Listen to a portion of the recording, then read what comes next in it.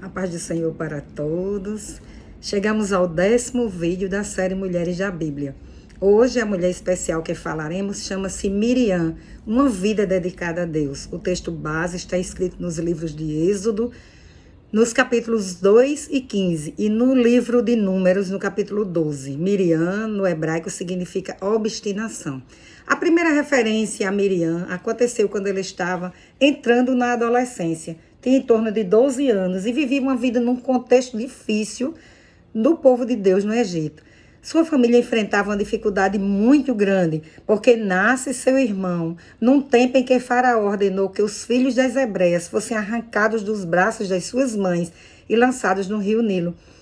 Miriam, sem dúvida, gostava muito do seu irmãozinho recém-nascido e não queria que nada de mal lhe acontecesse. Ela faria de tudo para que ele não fosse morto. E assim sendo, durante 3 meses, ela ajudou sua mãe, Joquebede, a cuidar dele em silêncio para que ninguém soubesse da sua existência, enquanto sua família desafiava o decreto de Faraó. Mas, passados 3 meses, eles sabiam que não conseguiriam continuar escondendo. Então, sua mãe coloca o seu irmãozinho dentro de um cestinho com muito cuidado. E eu imagino o sofrimento de Miriam, enquanto sua mãe ajeitava aquele cestinho, ela sabendo o que poderia acontecer com ele. Joquebede leva o cestinho ao rio e Miriam lhe segue de perto. Não deixa nada de mal acontecer ao seu irmãozinho querido. Ela ia pensando, eu não deixarei. Sua mãe lhe deixa perto para cuidar do cestinho, ali junto do lugar onde ela o havia deixado, no rio Nilo.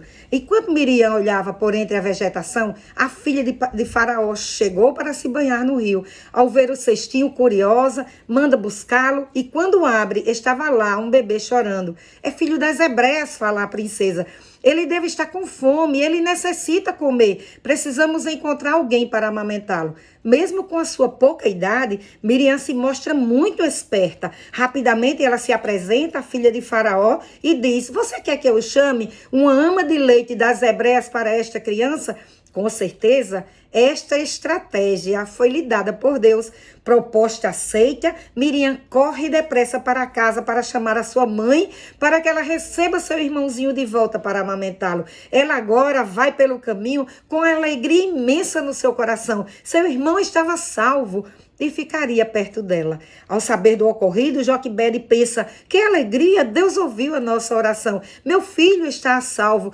E ela corre depressa para o local onde havia deixado seu filho. Mas agora ela estava indo com uma alegria no coração, porque ela estava indo buscar o seu filho de volta para casa. Ia cuidar dele e amamentá-lo. E quando ela chega no local, ela recebe uma proposta da princesa. Teria um salário para cuidar do seu filho. E agora, todos em casa, Miriam se esmera na sua atividade de ajudar sua mãe para cuidar do seu irmãozinho Moisés, até o dia em que ele deveria ser entregue de volta ao palácio do Egito. A vida segue. Moisés cresce no palácio, onde vive por 40 anos. Um dia, ele vê um egípcio maltratando um hebreu. Então, mata o egípcio para defender o hebreu, declarando naquele momento que sabia a que povo pertencia. Depois disto, com medo de Faraó, Moisés foge para o Egito, foge do Egito para o deserto, onde vai ser tratado por Deus, para depois de 40 anos retornar e libertar o povo de Israel das mãos de Faraó, que os escravizava. Com mão forte, Deus tira o seu povo do Egito, depois de mostrar a Faraó quão grande é o seu poder, mandando sobre aquele lugar 10 pragas que assolaram a terra do Egito. O povo segue a Moisés e a Arão na saída do Egito e vão caminhando em direção à terra de Canaã, pois Deus havia prometido a Abraão, a Isaque e a Jacó que aquela terra seria da sua descendência por herança. Mas de repente Faraó resolve persegui-los e eles se deparam com o Mar Vermelho no meio do caminho. E agora, o que fazer? Moisés ora ao Senhor, que lhe responde, Moisés, por que clamas a mim? Diga ao povo que marche, e tu levanta a tua vara e estende a tua mão sobre o mar e fende-o, para que os filhos de Israel passem a pé enxuto. Então Moisés toca com a sua vara nas águas, e o Senhor fez-se abrir aquele mar, e o povo passou a pé enxuto pelo meio do mar, e as águas lhe foram como um muro à direita e à esquerda. Eles venceram a Faraó, porque Deus ordenou a Moisés para tocar novamente nas águas, e elas se fecharam, matando todo o seu exército. E o que fazer diante do milagre realizado por Deus naquele lugar? Moisés começa a cantar um hino de louvor e adoração ao Deus de Israel. É nesta hora que Miriam é citada na Bíblia,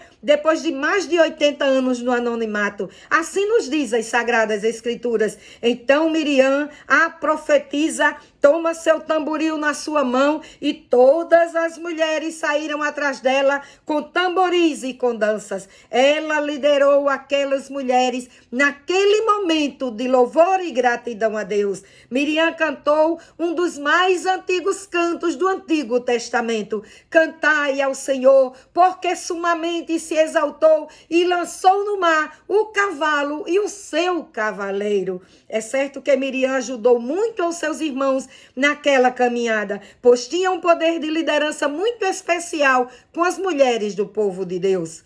Os anos se passaram, as murmurações do povo eram muitas e frequentes enquanto caminhavam no deserto. Eles se levantaram muitas vezes, murmurando contra Moisés e contra Deus. Por isto, Deus os fez caminhar muitos anos no deserto, para que a geração que saíra do Egito não entrasse na terra prometida. Depois de anos de peregrinação neste deserto, Miriam, que já tinha mais de 100 anos, é lembrada novamente na história de Israel, mas desta vez de forma lamentável. Ela e Arão, por não concordarem com Moisés a respeito da sua mulher não hebreia, se unem para falar mal dele. E dizia ela também, se Deus falou por Moisés, também falou por nós, Arão, e que ele é melhor do que nós. A inveja, o ciúme e a competição são fatores que levam muitas pessoas a se queixarem e a murmurarem contra seus líderes. E Miriam e Arão estavam se deixando levar por estes sentimentos. Na verdade, eles se achavam iguais a Moisés, não levando em consideração o chamado especial de Deus para a vida de Moisés. Porque Deus também os usava, eles se sentiam iguais a ele. Então começa uma rebelião. Miriam, juntamente com Arão, criticam duramente seu irmão, agindo com imaturidade contra aquele a quem Deus havia escolhido para ser o líder do seu povo.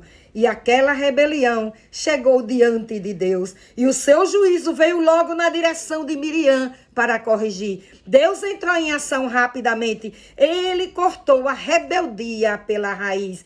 Deus convoca os três para a tenda da congregação para ouvir as suas palavras. A situação seria corrigida antes que a rebelião se espalhasse no meio do povo. Deus desce numa nuvem diante da tenda da congregação, defende Moisés perante eles, reafirmando sua escolha por Moisés para liderar o povo, se irou muito contra Miriam e Arão e se retirou dali.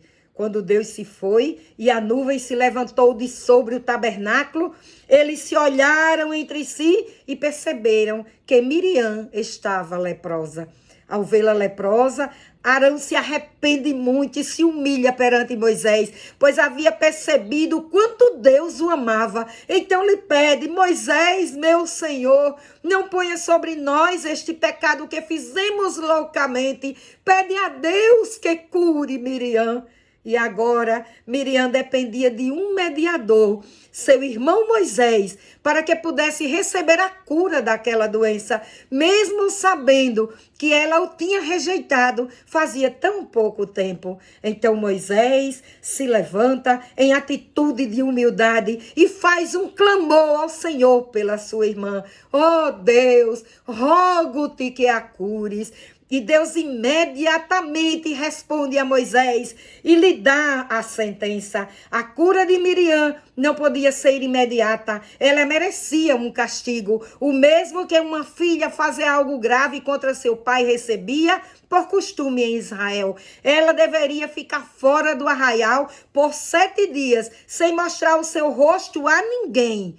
Nisto constituiu a humilhação de Miriam, e ela ficou fora do arraial até que foi purificada da sua lepra. É verdade que Miriam foi curada, mas passou por toda aquela aflição e vergonha por causa dos sentimentos perniciosos que guardara em seu coração. Mas este castigo lhe daria tempo suficiente para ela refletir sobre o seu pecado e considerar o resultado que recebera por causa dele. Ela também teve tempo de perceber que Moisés não era aquela pessoa de coração duro e arrogante que ela julgara, porque ele pediu a Deus com tanta humildade a sua cura, sem ao menos pedir nenhum castigo sobre ela. O povo de Israel não pôde se movimentar enquanto a rebelião iniciada por Miriam e Arão não foi sanada. Somente quando tudo estava resolvido, Israel pôde seguir viagem.